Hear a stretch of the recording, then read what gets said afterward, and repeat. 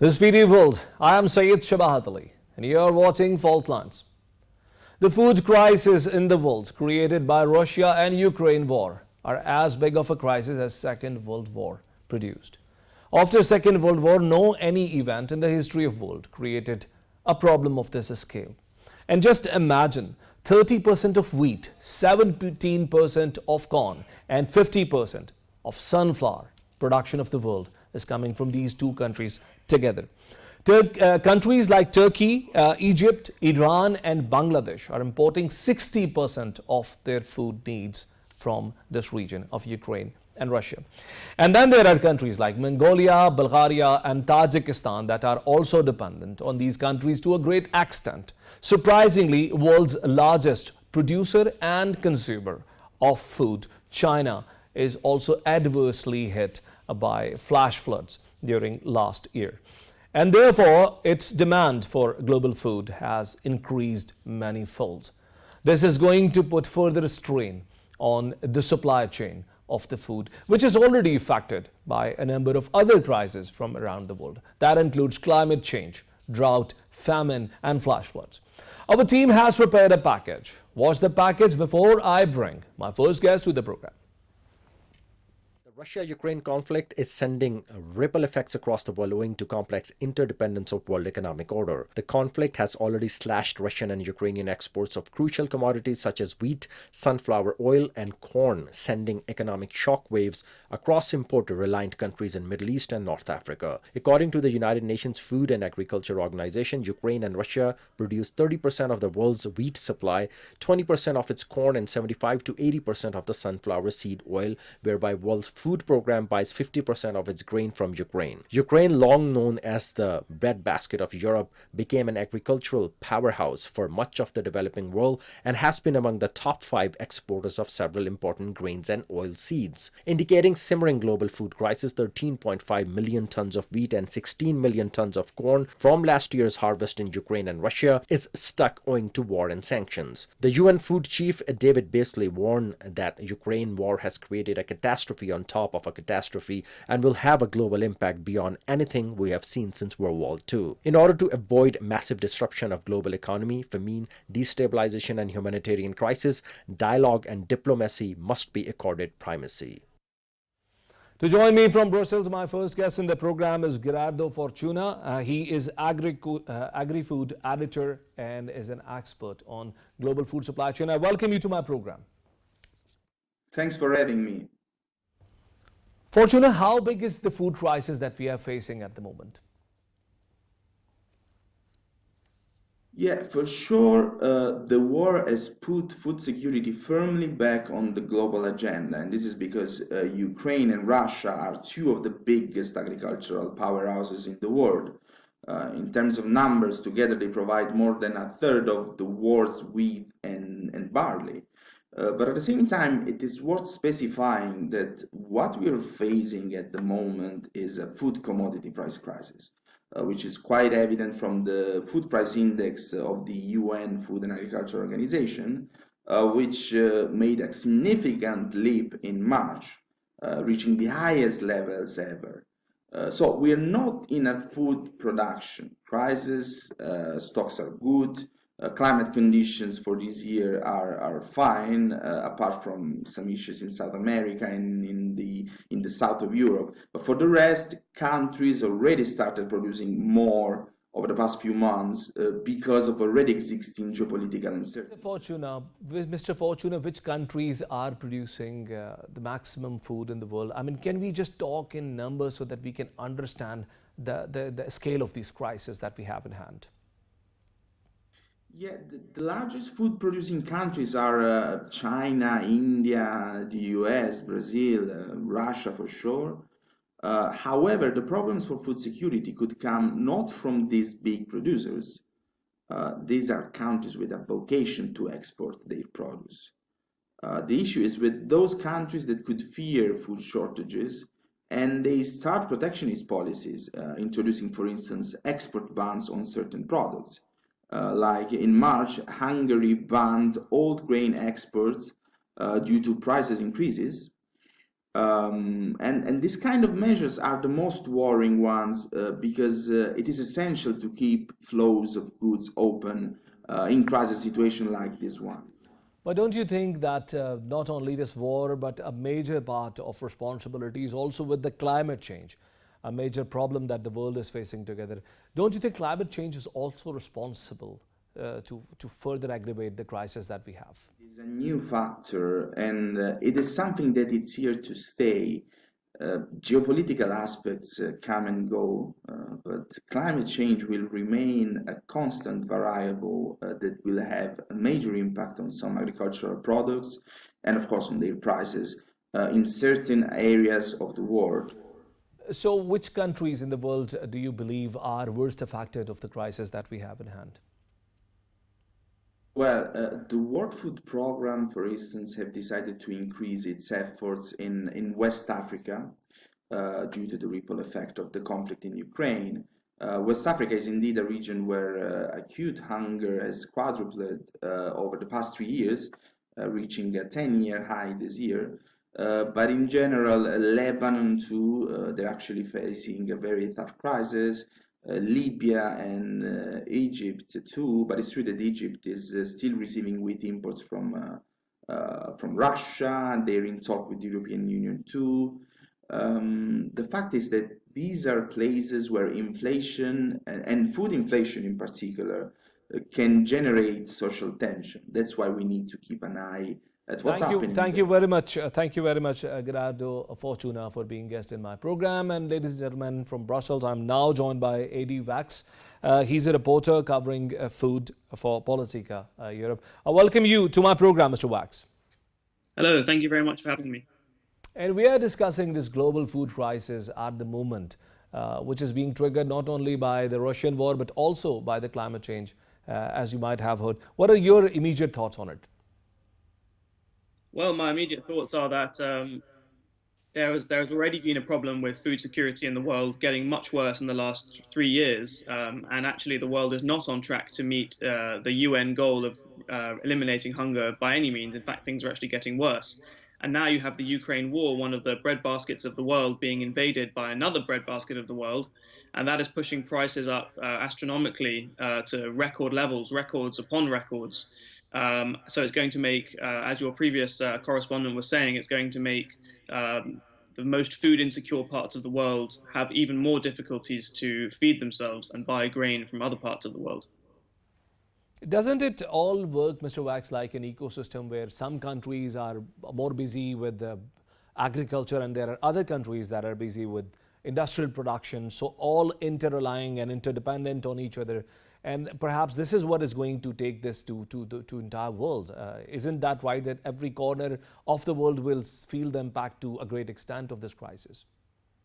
It's true that every part of the world will feel an impact about inflation. It's because it's fuel inflation. It's the price of fuel. It's the price of energy. It's the price of food that's rising. However, some of the richer countries, for example, in the West, in the European Union, or in North America, they will feel the impact less strongly. Their consumers, the people buying their groceries, their shopping every week, will feel it less strongly on average than people in poorer parts of the world. So it's not. I don't think it's fair to say that everybody will be impacted the same way. Everybody will be impacted, and already is being impacted by massive inflation, especially on the price of food. But unfortunately, there are more vulnerable people in the world. For example, in parts of North Africa, the Middle East, West Africa, in the Sahel region, some parts of Asia. So that it's actually not going to be evenly spread, the damage that's coming economically. And it might also trigger some political chaos as well, as we had seen in 2011 when the agricultural products price going high, inflation, unemployment, everything got coupled together and it triggered the Arabian Spring. So don't you think that this is going to increase problems in hand for many political governments from around the world? Yes, I think that's very likely, unfortunately. Political instability often goes hand in hand with food insecurity. So if you have people not being able to buy bread, they go down to the bakery, they can't afford to buy simple things like simple crops, simple foodstuffs like bread. then of course that often can spill over into riots and protests on the streets, and all that does is destabilize a country, destabilize the political system. It's something so vital. If you can't eat, then that's obviously going to have political repercussions. And we saw that with the Arab Spring, and now a lot of humanitarian leaders. For example, the head of the World Food Programme, David Beasley, who I interviewed a few weeks ago, he was warning Europe, he was warning the EU leaders, the heads of government in Europe, saying you're going to be facing an unprecedented migration crisis in the coming years unless you act now to provide humanitarian aid and make sure that food can be traded liberally around the world and make sure that these poorer countries can get access to food. So he was making a direct link there between migration and political instability and food prices. Mr. Wax, not being an expert of food supply, it apparently looks like a very haunting picture. And we are seeing, in some part of the world, people already dying from hunger. I was just reading a news article about Somalia and Afghanistan, countries that are entirely dependent on the external agriculture. So, is there anything that the world can do about it, except for writing in newspapers and talking in media? Is there anything that the global, major governments or the global community can do about it? Absolutely, I think there is things that we can do. There are people who would say that not stockpiling food at the moment. So the countries like India, for example, and China have or are said to have, because there's not much information about this, but they say they have huge stores of food. There's a big argument about this, and a lot of people, a lot of more liberal-minded trade countries, they say that these stocks, these big storages of grain, should now be released to the world market, and that will hopefully bring down the prices for everyone across the world, because there'll be more being traded and there'll be less speculation and less fears of incoming famine and hunger. So that's one thing we can do to make sure that food can be traded as freely as possible with as few barriers and export bans as possible. Of course, stepping up financial contributions in terms of humanitarian aid is another thing which many big institutions are calling for. And then I suppose the third axe is to grow more food. That's what some people are proposing, especially in the European Union. They have freed up a lot more land now in the coming year to be planted by European farmers. And the thinking there is that if there's more food swilling around the global market, that will hopefully do something to bring prices down. I think that's yet to be seen, but certainly the most obvious thing that we can be doing as global institutions and as politicians and as democracies is to be encouraging more humanitarian aid in the form of finance and in the form of actual grain and foodstuffs to be directed towards these suffering regions. And Andy, my last question is that do you believe that Africa is going to take the worst brunt of this entire crisis? Because as you mentioned earlier, sub-Saharan Africa is already in a state of economic disorder. And do you believe that it is going to take worst brunt of the crisis? Well, I think it's unfortunately looking that way. Of course, there will be other parts of the world which are also suffering. But if I give you the statistic here that I've got in the Sahel region, we've got Burkina Faso, Chad, Mali, Mauritania, and Niger. So in those 5 countries, there are now 10.5 million people already marching towards starvation. And that's according to and so that's obviously a terrible statistic. 36 countries in the world import over half of their wheat from Russia and Ukraine, the 2 countries that are now at war. And yes, I think there is acute hunger in West Africa. The World Food Programme has just announced that it's having to cut rations in some countries in order to feed people in other parts of the world. So it's really going to be a real hit to food security in Africa, which is already really on the edge of real catastrophe, I would say. Thank you very much, Eddie Wax, for being a part of my program. Ladies and gentlemen, this was Eddie Wax, and he made some quite good points. One of the points is that it is a global crisis that requires every one of us, all the members of United Nations, to come forward. And everyone can perhaps do a bit of contribution in this cause, because this food crisis is going to affect every part of the world. Specifically, he spoke about 2 regions, that is Middle East and Africa. The Middle East has seen an economic chaos triggered by inflation of food prices back in 2011, and we still see it happening. We still see its after effects. But when it comes to Africa, Africa certainly is a region which faces the worst challenges when it comes to food. And I'm joined by Julius Bluto. He's an expert of African affairs, joining me from United Kingdom, a Kenyan broadcast journalist based in United Kingdom. Julius, I welcome you once again to my program. Thank you. Yeah, good to catch up. And we are discussing the food crisis that remind us that sub-Saharan Africa is going to take worst of the brunt of this crisis. What's your quick take on it? Yeah, you see, since time immemorial, Africa has not managed to combat or deal with global warming properly. You have one sessions whereby there's flooding, which means quite a lot of water causing havoc. Then the next thing which follows is drought, lack of rain, and no crops grow. The balance between those two would be government service systems, maybe building more dams to harvest rainwater when it's there in plenty. Maybe during drought, then they can use that water for irrigation and maybe grow crops through irrigation schemes. So that's where the problem lies. And it's also because of also global warming. Way back, it used to be a bit more predictable, but right now it seems to be all over the place, whereby things are not happening in a way that people would have had the chance to prepare properly. We can even look at them right now, what's happening in South Africa, the flooding, killing of 300 people. It's scary. And then when you look into combination of these other countries in East Africa, we saw during last flooding, there was also landslides, which is even worse. A combination factors of global warming, but it's not worked, it's not been contained, and it seems to be overwhelming. Now, lack of rain is even worse because no one can control when the rain fall. And you know, in Africa, it's very much an agricultural economy whereby food crops mean everything to everybody. And when there's no rain for a long time, it means drought, it means lack of harvest, it means there won't be enough food. So that's exactly what's happening in several Julius, countries in but Africa. thank you very much for pointing out all the reasons that you just pointed out. Also, you said that the recent flash floods in South Africa is one other example how the climate change is affecting us. But at the moment, we are more concerned about the countries that are more drastically hit by the current food crisis. And the numbers that I have, I'll share with you, is Somalia, Ethiopia, and Kenya, where more than 14 million people are affected so far.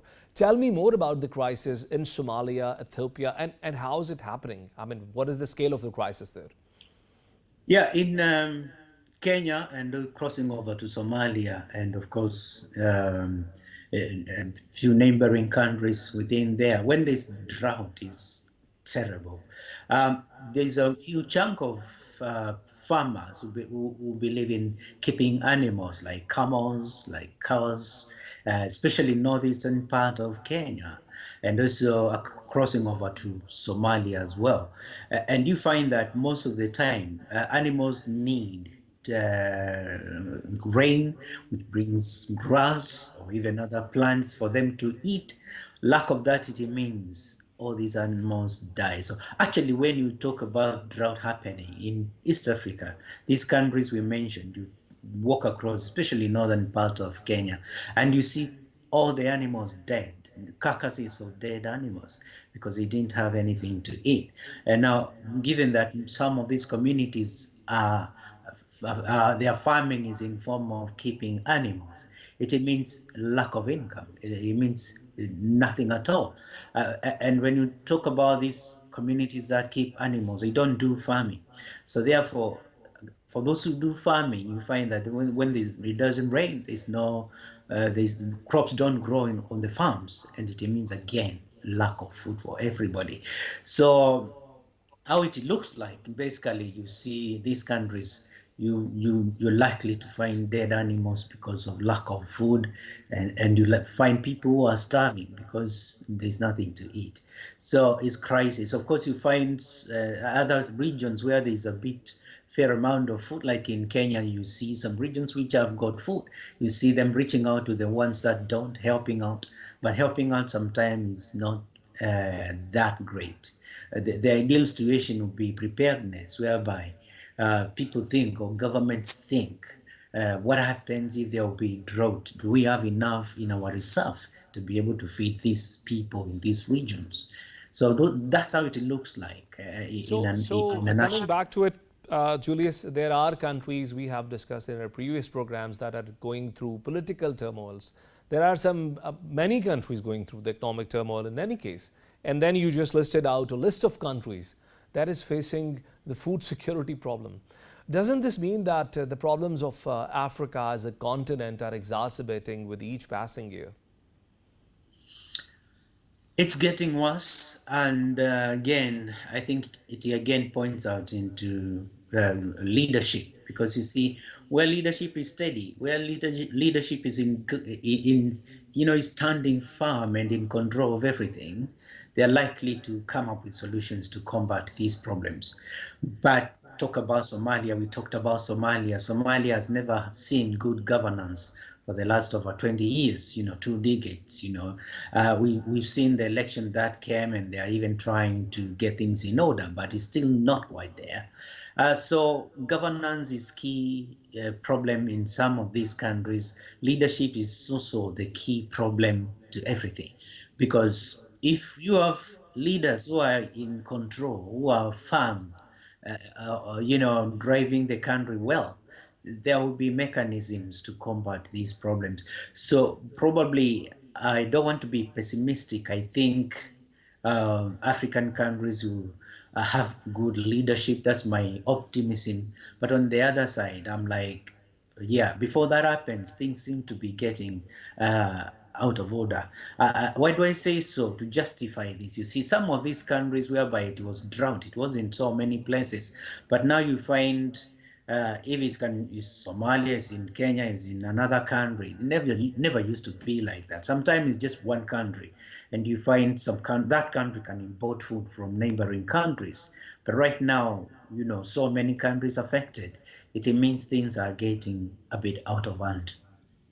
And are there any of African countries that still can manage to overcome not only their own food, but can also export a bit to neighboring countries, as you just said? Or is Africa as a region entirely reliant on the external regions like Europe or like the Russian region to import and meet their food needs? African countries, when it comes to farming, as long as they get it right and they do the right thing, they have capacity to feed their own communities and also have enough to export. I'll never expect food shortages to hit Africa because of Russia crisis. Not quite, because you see, most of these countries, a lot of things that come to the West come from Africa. Look at. I'll give you an example. Almost every tea drunk in the UK comes from Kenya. Coffee as well, a lot of other farm products coming from Africa to the West. So when it comes to farming, it's just African leadership getting their act together. Otherwise, the African continent, when there's enough rain, they have enough to sustain their own communities and have surplus to export. But yes, when you talk about fuel and all that, these things can also affect African economies. Fuel prices. When you talk about petrol as well, in happening in Kenya, for example, it's affecting many other aspects of. Thank you. Even in Thank farming. you very much. Thank you very much, Julius Beluto. It's a lovely conversation, but we are running short of time. Ladies and gentlemen, we'll take a break and we'll join you back with the second segment of the program. Stay with us.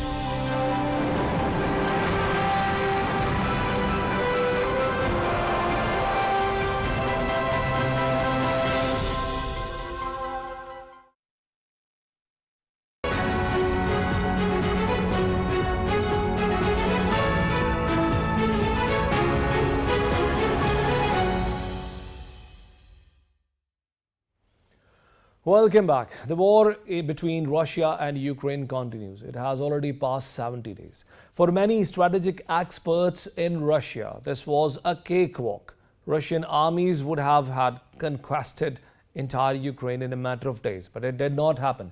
For many who believed that NATO has provided too much of ammunition to Ukraine, thought Russia would go back, seeing the cost of the war exacerbating. It did not happen. United States put a lot of sanctions on Russia. Russia's economy is bleeding. Russian foreign reserves have been frozen, but war is still not over. What is happening between these two countries at the moment? What damages have Russia faced so far, and what is the cost that the entire world is paying for it? I am joined by a robust panel in this part of my program. My first guest is James M. Carey. He's a Roosevelt Scholar from Magdalene College, Cambridge University, and he's joining me from Melbourne. I welcome you, Mr. Carey, to my program. Thank you, SHABAHAT, for having me here today on Fault Lines. It's a pleasure to be here. What is happening at the moment between these two countries? Is a state of stalemate between Russia and Ukraine? It's a really good question. The answer to what's happening right now in Ukraine is a lot, in short.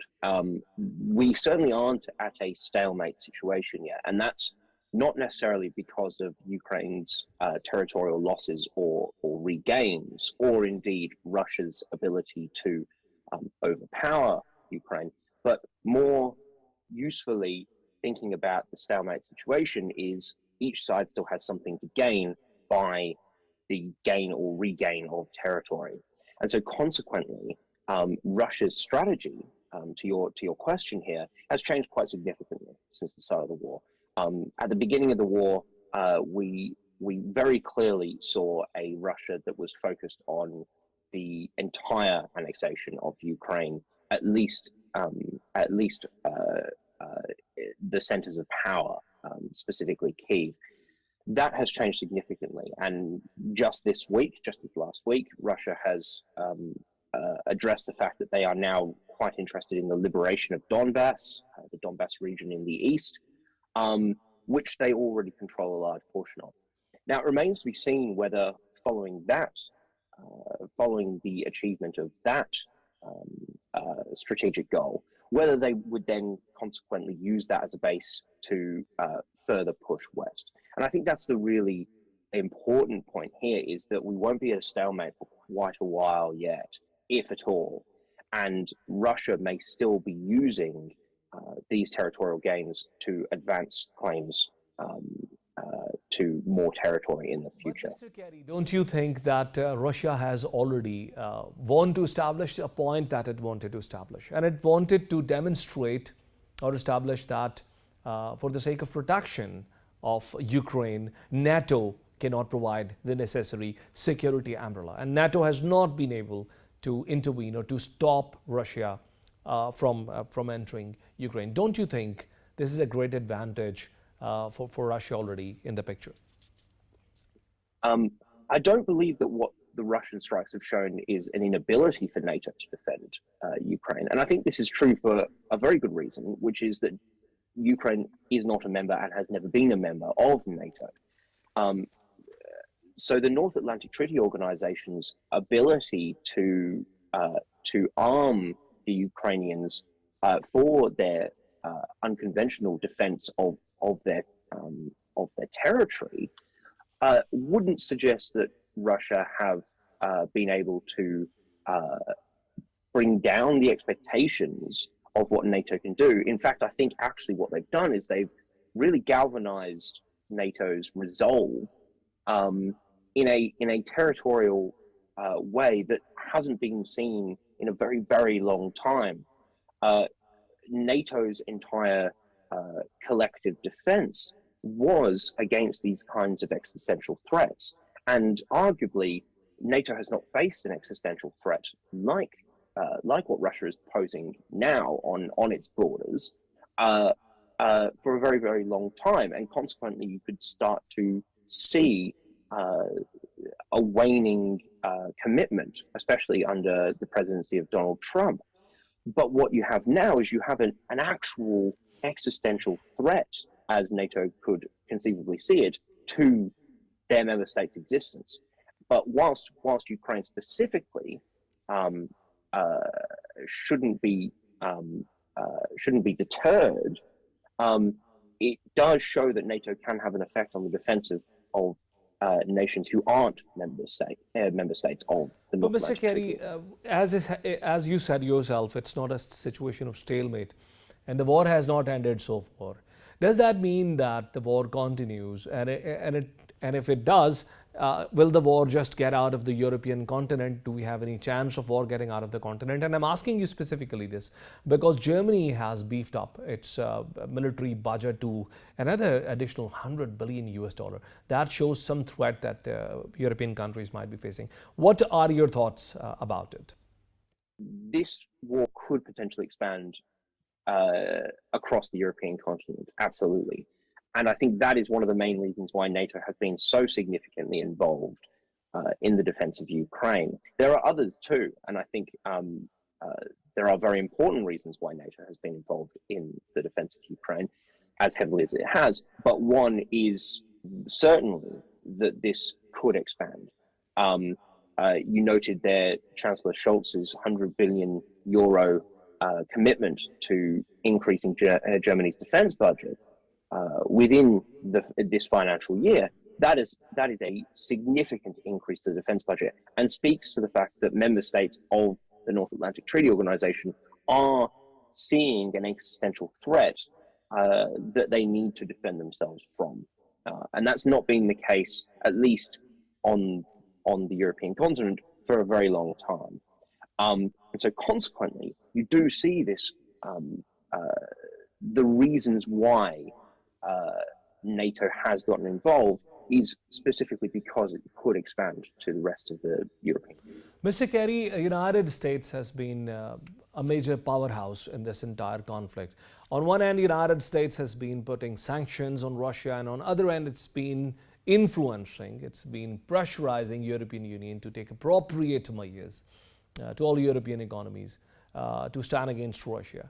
So don't you think United States is not losing anything out of it? They do not rely on Russia for import of fuel or anything, and is putting European Union, pushing European Union under the bus. Don't you think United States policies can be criticized at some point by Europe? Yeah, this is a really interesting question, Shabahat. Thank you for asking it. I think if we can steer away from thinking about this in the zero-sum game in which you presented it, albeit probably correctly here, and think about it more in terms of national interests, there will be divides between the US, UK, and the EU's national interests. But there will also be divides between the US, the UK, and the European Union's member states' national interests. And I think we're seeing that already. Those 27 states in this situation have significant differences in their national interests. And you can see that playing out in the way that there's been some fraught tensions between European Union leaders. But the reasons for those differences in national interests are pretty clear. We've already seen the focus on Russian oil and gas, particularly going to Germany and Italy of the larger economies in Europe. And its importance, whilst at the same time, the US has become a net exporter of oil, and therefore, consequently, is less reliant upon Russian energy than its European counterparts, which makes sense. In the kind of NATO alliance, it makes sense that Europe has sought to engage Russia, and I don't think that that's something that was a strategic blunder at the time. But given what's occurring now, it's put particular European Union member states in particularly difficult situations. And you can see this actually in France at the moment, and the way that the French reaction to sanctions is. Mr. Kerry, since you have brought the conversation to the point, I would want to ask you, does France have differences with the European Union with regards to the policy on Russia? Because there are some diplomatic developments that hint France having differences. What is your take on it? Yeah, this is another really interesting question because whilst the 27 member states of the European Union are all dealing with their own national interests through their foreign policy and trying to come up with consensuses on what they can and cannot sanction and to what level, at the same time as all of that's going on, the French are also undertaking a presidential election, and one of the two candidates in their runoff next week, Marine Le Pen, has already suggested that she would want to look at the sanctions on Russian oil and gas, and that's really important because President Macron has taken a position on these sanctions, and if Marine Le Pen is using that as a place for political distance, it's a really interesting aspect to the French presidential election on what the voters actually think of that as a political statement. But French foreign policy in this regard is focused on their national interest primarily. It's focused on their ability to work with their partners in the European Union and NATO, of course, but they are focused on their own national interest. And in their own national interest, they've seen it, President Macron has seen it as important to play the role of broker, not successfully, but not for want of trying.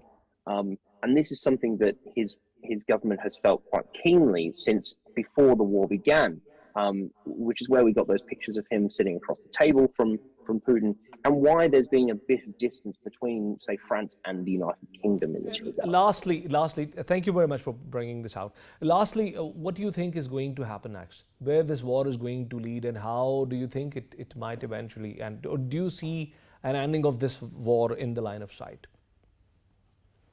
I think there's several scenarios that may play out here. The first is that Russia significantly steps up its military engagement in Afghanistan.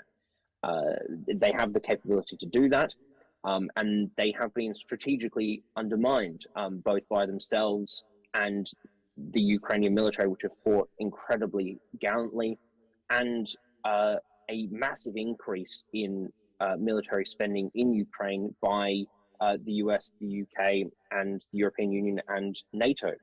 That has significantly undermined Russia's strategic interests in Ukraine to begin this war, but it doesn't preclude them being able to step up their military operation in the future. That will unfortunately, and I mean this sincerely, that will unfortunately result in significantly more loss of life than we've already seen, both military and civilian. And that would be an awful situation to be in, and particularly, and perhaps not particularly politically salient for President Putin here either, because that becomes harder to come back from, specifically because some of Russia's tactics have been to project a lot of these military engagements onto the US's involvement, onto the UK's involvement, Ukraine itself, all of which are false categorically, but it has been one of the tactics, which leans towards perhaps this becoming an entrenched war. You noted and implied Afghanistan there, but there are other examples, not just for Russia, of what this war could become. I think that unlikely, though, and I think more likely either the first option or a third, that is Putin can't afford to get involved in an entrenched war, either politically or economically. He can certainly survive with this level of engagement for quite a long time, but this can't become entrenched. This can't become a situation in which Russian military are constantly fighting, constantly dying on Ukrainian soil for the next generation. That isn't a possibility, and therefore, consequently. Thank you very much, James M. Carey, for being guest in my program from Cambridge University. Ladies and gentlemen, as he pointed out, the war might have many ways to end. It might just expand to some more regions. He said it might enter Afghanistan, it might enter Europe. Let's take perspective from the United States as well, where I'm joined by Caroline Rose. She is Senior Analyst, Newsline Institute, Washington, D.C. Thank you very much, Ms. Rose, for being guest in my program today. Thank you so much for having me. we're just taking your quick comments on the situation that is developing between Russia and Ukraine. The guest that I had from Cambridge University in this program is of the view that this war has all the potential to enter in Europe and expand further. What are your thoughts on it? Certainly. Well, I think that, that certainly he's right in that this conflict is very quickly turning into a war of attrition. Something that will certainly go on for the next few months, if not the next few years. Secretary of State Antony Blinken just said yesterday that U.S. intelligence does believe that this war will be a situation of conflict, a frozen conflict and power vacuum in Europe. And of course, with any power vacuum, you do have the risk of overspill of violence and overspill of clashes. And I think that certainly as Russia continues to dig its heels, particularly in eastern Ukraine, there is a risk of clashes, also tensions between NATO countries and staging areas, particularly staging areas in Belarus and Kaliningrad. There's always the potential for an overspill of conflict. Really will be the tricky part, of course, and the very difficult challenge is going to be for NATO to try and predict these future flashpoints of tension, but then also, of course, manage expectations and manage any type of overspill of violence or clash to a direct conflict or confrontation in NATO and Russian forces. Ms. Rose, but has NATO been successful in doing whatever it was supposed to do? There was a calculation by many strategic experts who thought that NATO has all the capacity to restrict the damage within the vicinities of this country, Ukraine. I mean, are you happy with the way NATO is operating at the moment? I think certainly NATO has been very effective in its very incremental escalation of its response. Of course, the fact that they have incrementally provided more military to Ukraine, I think that certainly has managed Russian expectations. However, at the same time, I do think that there was a window of time where NATO could have offered immediate military assistance that would have made the Ukrainian resistance more effective. More lives would not have been lost. That being said, Kyiv still stands. The Ukrainians are doing a phenomenal job of defending Ukraine, but of course it's coming at an egregious cost of human life, infrastructure, and a lot of loss. And so I think that NATO could have done better with providing more immediate assistance. However, of course, I think that NATO has been rightfully and justifiably caught in trying to avoid any kind of direct confrontation with Russia.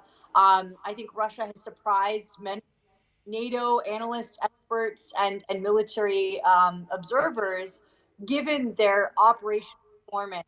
And it really has, I think that we overestimated Russia's performance. That being said, this still is a situation that NATO wants to avoid, and which is why I think that they're doing all that they can to really constrain Russian. Thank you very much, Ms. Caroline Rose, for being guest in my program. My pleasure. Thank you so much for having me.